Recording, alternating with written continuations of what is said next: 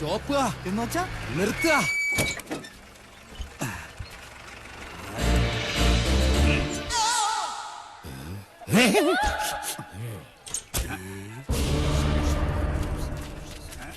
ആരാ?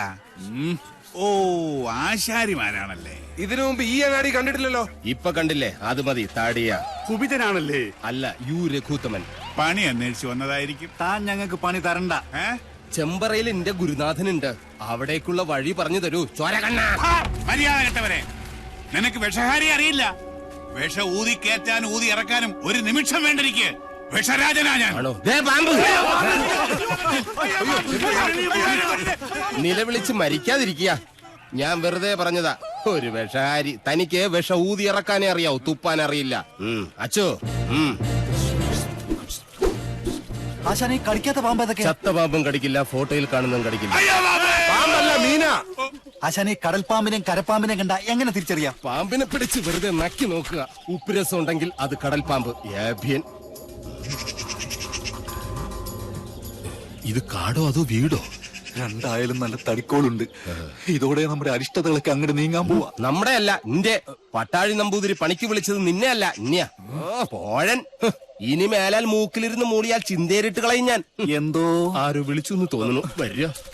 അയ്യോ ആശാനെ, മുള്ള് ഇവിടെ വെച്ച് വേണ്ട, അങ്ങോട്ട് മാറി നിന്ന് മുള്ളുക. അതല്ല, കാലി മുള്ള്. കാലിലെങ്ങനെ മുള്ളിയാ കൊന്നു കളയും ഞാൻ. ആശ വരിക. ആശാനെ, ഒരു ശ്മശാന മൂകത. ഇവിടെ ആരും ഇല്ലേ? ഞാനിവിടെ നിൽക്കുന്നത് കണ്ടൂടാ തെണ്ടി. അതിപ്പോ ഞാൻ അവിടെ ആരും ഇല്ല. എന്നാ അവിടെ ആരും ഇല്ലെന്ന് ചോദിക്കാം. അവിടെ ആരും ഇല്ലേ? നോക്ക നക്കാനോ? എന്തോ തിന്നാൻ കൊണ്ടുവരുവാ. ഉണ്ണിയപ്പോണെങ്കിൽ ഞാൻ എടുക്കും. മനസ്സിലായില്ല. അന്തപുരത്തിലെ അമ്മച്ചിയുടെ പേരെന്താ? ഞാൻ അനന്തൻ. ഞാൻ അനന്തനോ? അനന്ത പത്മനാഭൻ. അമ്മച്ചയല്ല. എന്നാൽ അകത്തേക്ക് പോയി പറയാ, ഉളിയന്നൂർ ആശാരി വന്നിരിക്കണു. വെറും ആശാരിയല്ല, മൂത്താശാരി. അത്ര മൂത്തിട്ടൊന്നും ഇല്ല.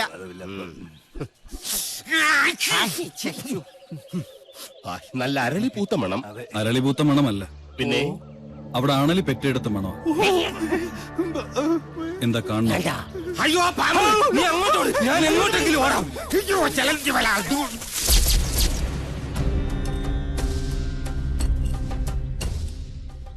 വടക്കിന് കൂടാതെ മറ്റു ഗ്രഹങ്ങൾ ഉണ്ടായാൽ അതിനെ ഹിരണ്യനാഭി എന്ന് പറയും. ഇത്തരം ഭവനങ്ങളിൽ പാർത്താൽ സർവൈശ്വര്യങ്ങളും ധനപുഷ്ടിയുമാണ് ഫലം. പക്ഷേ നമുക്ക് അധ്വാനിക്കേണ്ടി വരും. പാമ്പ് വേലാതിന്റെ വീട്ടിലേക്കാണ് പണിക്ക് വിളിച്ചതെന്ന് അറിയില്ലായിരുന്നു. അമ്മായി അമ്മ പെറ്റ് കിടക്കുന്ന പോലെയല്ല ആണലി പെറ്റ് കിടക്കുന്ന കാര്യം പറയുന്നേ. സ്വാമി ഉളിയന്നൂർ തച്ച് എന്ന് പറയും. ഉളിയന്നൂർ തച്ചൻ ഉളി പിടിക്കുമ്പോൾ കൈവിറയ്ക്കോ? ഇല്ല, ഉളി വിറയ്ക്കും. ആരോടാണോ നിന്റെ തമാശ? അതെ, ഉളിയന്നൂർ തച്ചന്റെ താവഴിക്ക് വികടത്തം പൈതൃക സ്വത്താണ്. അതിന് ഈ ഭൂമി മലയാളത്തിൽ മരുന്നില്ല.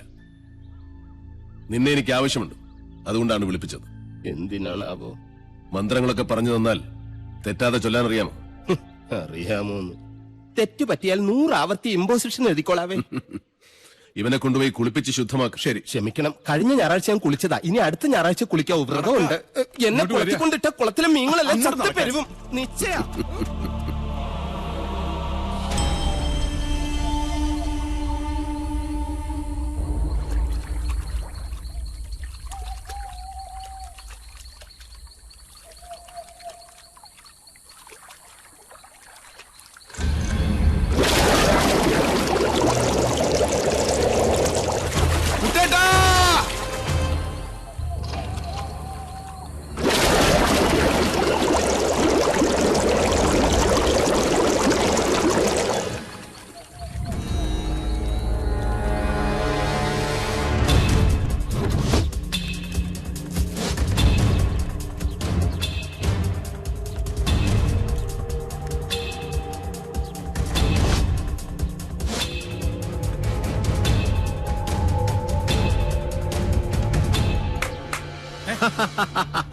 അറിയോ ദ്രോണരുടെ കയ്യിൽ ഇതിലും വലിയ ദിവ്യായുധങ്ങളുള്ള കാര്യം? മുമ്പ് ചതിച്ചപ്പോൾ ഇതെന്നെ ചതിക്കില്ലടാ.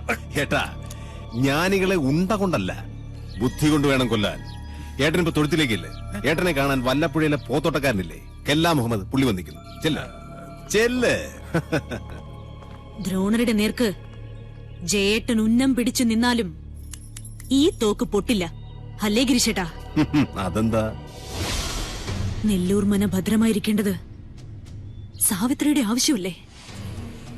സാവിത്രിയുടെ മാത്രം. സാവിത്രി.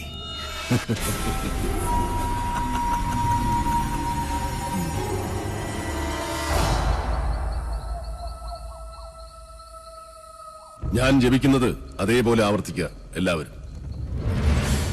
നേരത്തെ പറഞ്ഞു ഇനി മേലാൽ ആവർത്തിക്കരുതെന്ന്. ഇപ്പൊ പറയുന്ന ആവർത്തിക്കണമെന്ന്. ഞാനിതിൽ ഏതാ വിശ്വസിക്കണ്ടേ? എന്റെ മണി. കുശവ, ആചാര്യം പറഞ്ഞ അനുസരിച്ചാ മതി. ഓ,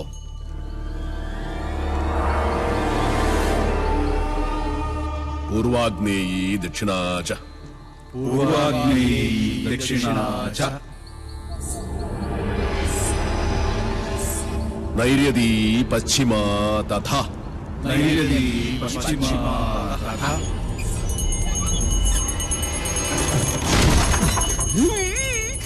വായവീ ചോത്തരൈ ശാനി വായവീ ചോദരീ ശനി. ദിശാ അഷ്ടവിമാ സ്മൃത ദിശാഷ്ടവിമാ സ്മൃത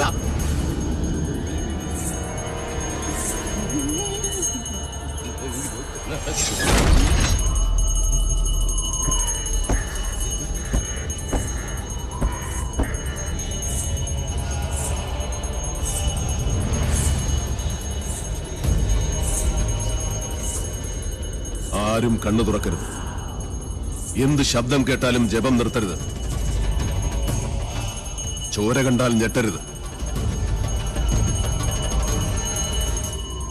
ധീരരായ എന്റെ ശിഷ്യന്മാർ പോലും ഭയന്നിരിക്കുന്നു. ഇനി മതിയാക്ക നിന്റെ വായ്പാട്ടം. ആയുധപ്രയോഗം ബ്രാഹ്മണനെ വിധിച്ചിട്ടുള്ളതല്ല. എങ്കിലും ഞാനത് ചെയ്യും. അറുത്തെടുക്കും നിന്റെ നാവ് ഞാൻ. നീ മുടിയടിച്ചിട്ട് കൂളിയെപ്പോലെ കൂവി ആരെയും നീ പരിഹസിക്കില്ല. ഓം വിശ്വകർമ്മണ്യേ നമഃ. ഇനി നിന്റെ നാവ് ചലിക്കില്ല.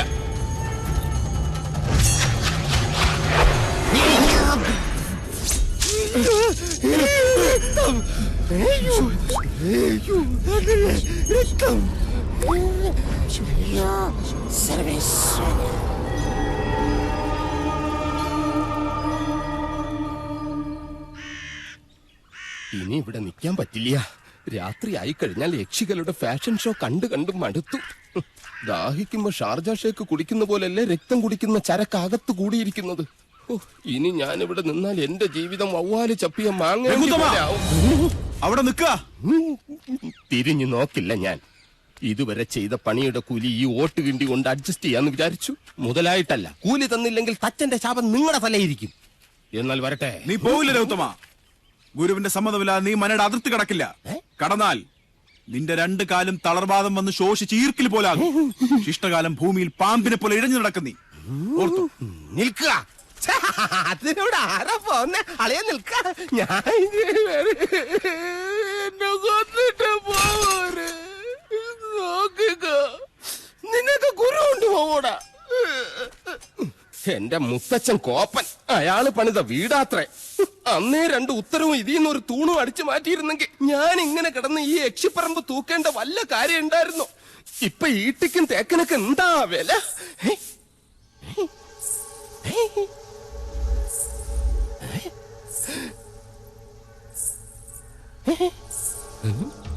എന്തോ കിലുങ്ങുന്നുണ്ട്. ഇങ്ങനെ നിൽക്കുന്നോണ്ടായിരിക്കും. ഇരിക്ക. യമനെ കൊന്നയാമ്പ കൊമ്മിട്ടിരിക്കുന്ന പാർട്ടിയായ യക്ഷിപ്പറമ്പെന്ന് പറഞ്ഞത് പിടിച്ചില്ലായിരിക്കും.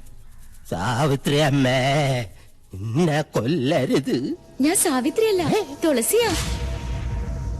അതിനിടയ്ക്ക് പേരും മാറ്റിയോ? മാധവേട്ടനില്ലേ?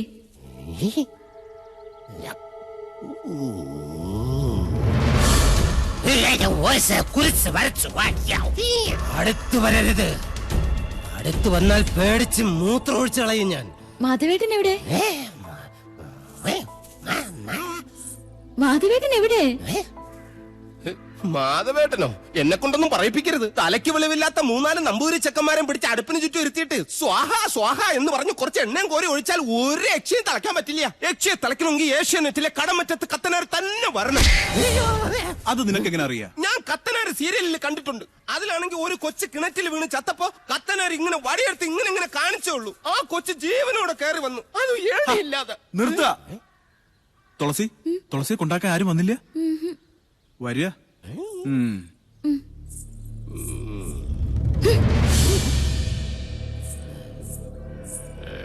ഇവിടെ യക്ഷിയുടെ മറവിൽ സ്ത്രീകൾ വരുന്നു, ജപങ്ങൾ മുറയ്ക്ക് നടക്കുന്നു. അങ്ങനെ ചിന്തിക്കാൻ പോലും പാടില്ല. എനിക്ക് കിടന്നാൽ ഉറക്കം. രഘുത്തമ. എന്താ? ദേ എവിടെയുണ്ട്?